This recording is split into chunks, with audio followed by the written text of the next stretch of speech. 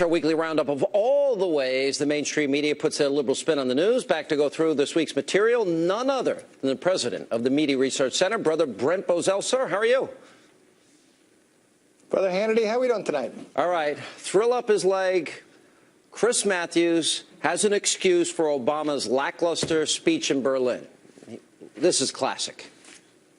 Well, I think a lot of the problem he had today was the late afternoon sun in Berlin, I think, ruined his use of the teleprompters. And so his usual dramatic windup was ruined. I think he was really struggling with the text there. The way this was all put together, you have this incredible setting, this incredible backdrop, and then you had that very distracting glass, and you could just see that the president himself wasn't feeding off of the crowd. And part of it was hot. Those folks were out there for 2.5 hours. Trust me, I was along there with them. And so it can sap your energy a little bit. And I just wonder if that added a little bit to this. The sun in his eyes got in the way. You can't make this up. You really can't. Your reaction? It's pathetic. No, Sean, look, giving a speech at the Brandenburg Gate is akin to a speech in the Rose Bowl or at Madison Square Garden. You book it, you better deliver. When he booked it in 2008, he had 250,000 people there. They went crazy. The media reported it. What happened this time? 5,000 people showed up. He gave a lousy speech. He was flat. And what do we know? If we listen to those wizards at MSNBC, we know that the sun distracted him. We know that the people were too hot and tired to feed off his energy. We know that the glass distracted him. Why don't they just say it? He gave a lousy speech. Oh. I can't answer those questions. All right, let's stay with NBC News for a second. Now, the IRS admitted that they targeted Tea Party groups, patriot groups. They've admitted it. Not according to an NBC host. No. What's this? Isn't the IRS unit that looked at these groups, isn't it their job to assess whether these groups should get a tax exemption, which is a subsidy from the taxpayer? Weren't they investigating? I guess my question would then be, why did the president dismiss the head of the IRS? Politics. Because of us, the media. We were all saying, you've got to do something. I really don't. No, he dismissed the head of the IRS because the IRS admitted what they did was wrong. They admitted that they targeted conservatives. Correct. To me, the real scandal here is that we have groups seeking tax exemption that were doing things like handing out Romney campaign literature. For God's sakes, if that IRS unit is not supposed to investigate that and find out whether we should be subsidizing them, whether I should be subsidizing them with my tax dollars, I think that's the real scandal here. IRS did it, admits they did it, but they say they didn't do it. Help me. Yeah, here's some facts, indisputable facts. Fact number one, hundreds of Tea Party organizations were targeted. Not one liberal was targeted.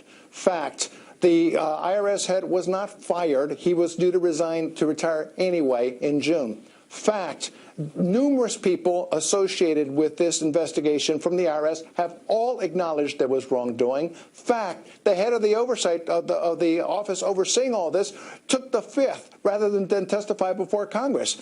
Conclusion, this reporter who says nothing was wrong is flat out lying. All right, let's go to CBS. Our good friend Scott Pelley, that obviously doesn't know how to add up numbers and forgot that he got beaten on some of the big debate nights over at CBS. But anyway, you have a network reporter over at CBS actually comparing the Iranian theocrats to the Tea Party. I kid you not. Liz, a man named Hassan Rouhani will be the next president of Iran. Is he in the mold of Ahmadinejad? Well, he was seen as the most reform-minded of all the candidates who ran this time. That being said, they were all very conservative. In U.S. terms, it was as if all the candidates for the presidency came from the Tea Party. This guy is a radical's radical, Brent. Yeah, look, these liberals, I'm so sick and tired of them. These liberals are always preaching about conservatives need to get away from the politics of personal destruction. This is the politics of character assassination. You're equating the Tea Party that at its essence believes in freedom with a movement that at its epicenter is totalitarianism. If that isn't character assassination, I don't know what is. All right, let's go to the NBC and the Today Show panel. And, you know, we have the Bloomberg nanny state about salt and sodas and et cetera, et cetera. You can't have anything that's good and that you like because the nanny state's going to take care of you. But now Bloomberg's latest plan is for composting required by government. But they love it. New York's mayor, Michael Bloomberg, has less than a year in office. He now wants to try something else. He wants New Yorkers to start separating food items from their garbage for composting. That's right. He wants you to take your food scraps, put them in a container about the size of a picnic basket in your home, hold them for a few days, and then later put them in some larger disposal items or containers out on the sidewalk. Yeah, I think it's a great idea. That's good. So I mean, you know what? It's good for the environment, and composting is, I mean, I've done it in the past. It's good. And by the way, other cities have tried this with great success. Right. There are 8 rats in New York for every 1 person. That's going to attract rats. That's not a good idea. I've done this in the past. I've done this in the past. Look, do you think Al Roker separates his food from the garbage for composting? Do you think Savannah Guthrie does it? Do you think that Natalie Morales does it? Do you think that Lauer does it? No. They have servants who do it for them. No wonder they have no problem with it. This is going to be the longest year in the history for New Yorkers. This little fascist has just got to go. The people of New York are citizens. They're not his staff. He's treating everybody like his staff. But Matt Lauer loves it because his servants do it. Unbelievable. Thank you, Brent Bozell. Appreciate it. Thanks, John.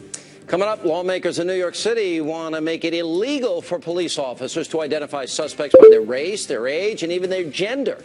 When we return, former NYPD Detective Bo Dietl is here in studio to debate civil rights activist Mike Myers on this highly controversial proposal. Also coming up, our video of the day, and maybe one of my favorite radio callers of all time, if she ever gets here, Velma. Straight ahead.